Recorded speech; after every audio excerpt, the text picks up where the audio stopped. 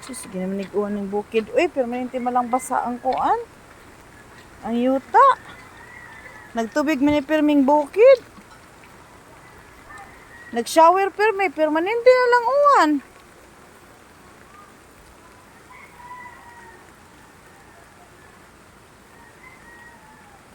Ayan.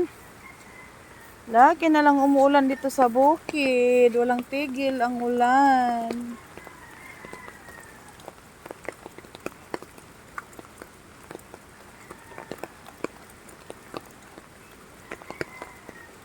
Naupo man akong garden guys. Walay man ano. Waray tanom. Naubusan kanding pagkikinaon. Gidaw.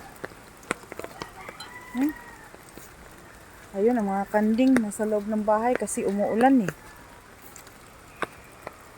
Mahirap talaga pag ganitong panahon. Umuulan sa bukid. Naku, Diyos ko. Pati nga yung balanghoy, ubos eh. Wala nang natira sa balanghoy, ubos eh. Wala nang natira sa balanghoy, ubos. Kamuti. Yung alagaw ko nga, yung kahoy ko na tinanim na alagaw, ubos din eh. Walang patawad talaga tong kanding na to. Ayan, mga kanding na yan.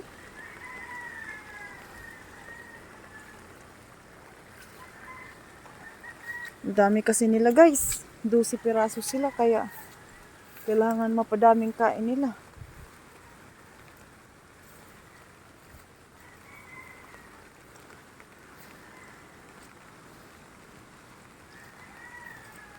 Ayan. Ano? Nasa bahay nila yung kanding. Medyo malinis-linis na rin.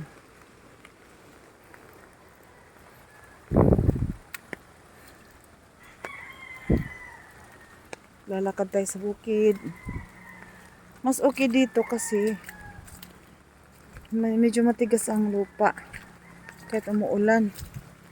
Doon. Oh, Diyos ko. May iiwan yung paa mo doon. Kinakain sa lupa. Lalo't umuulan.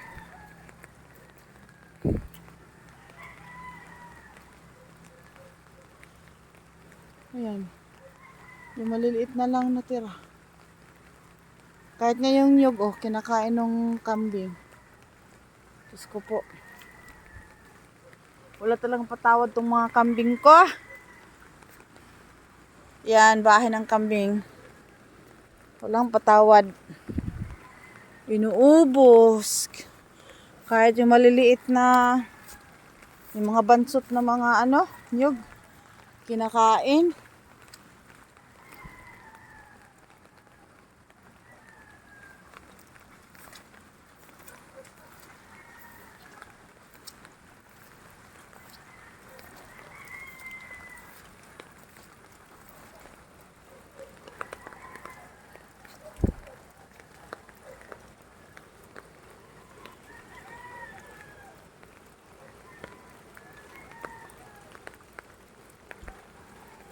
Umuulan. Halos araw-araw dito umuulan sa Leyte, guys. Sa Region 8. Laging nag-orange rainfall warning. Ayan. Medyo malinis na din. Yung langka na yan, magto 2 years pa yan. Yung langka na yan, magto 2 years pa.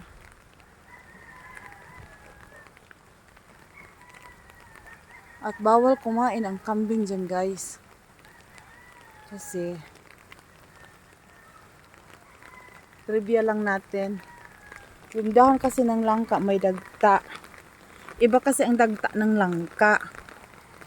Kasi dumidikit sa intestine ng kambing.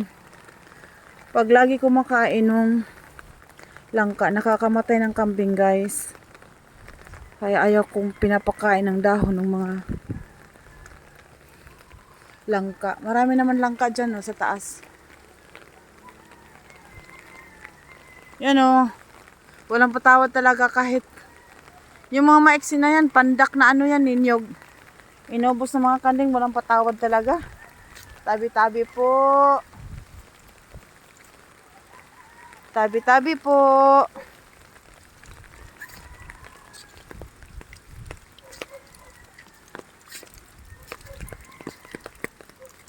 Tabi-tabi po.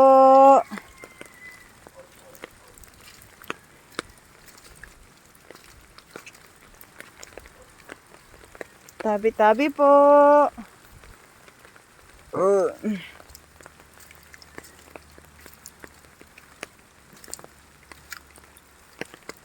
Matalahib. Ang bilis lang ng ano. Dumami ng talahib.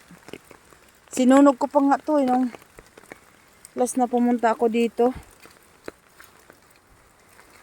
Okay.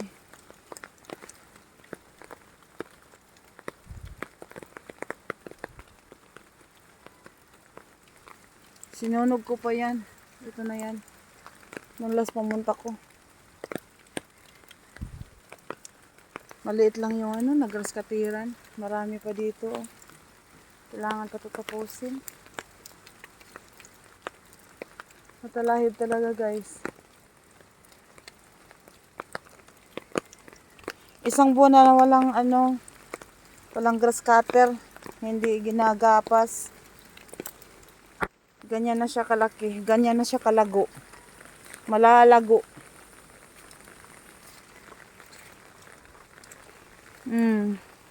Isang buwan lang na hindi ginagapas, ganyan na siya kalago.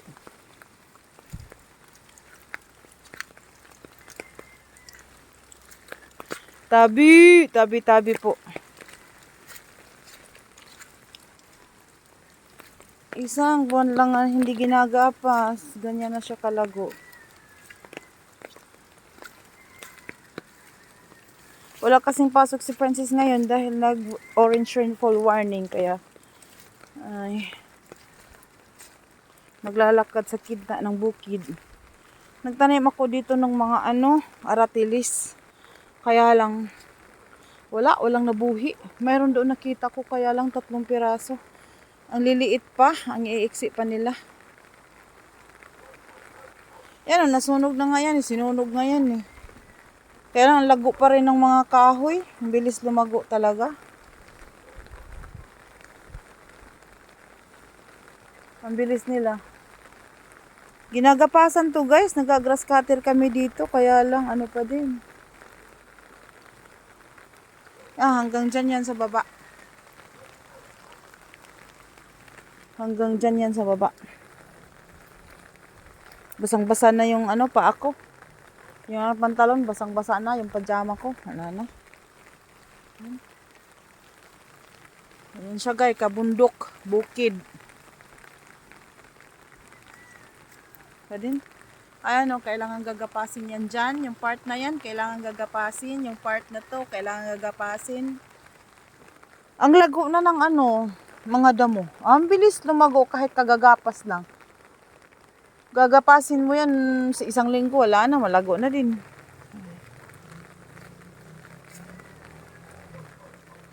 Lalo pag walang kanding ko.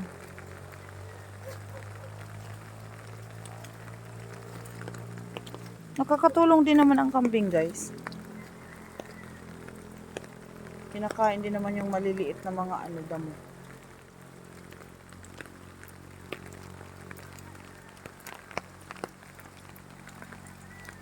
Ayun. Malago.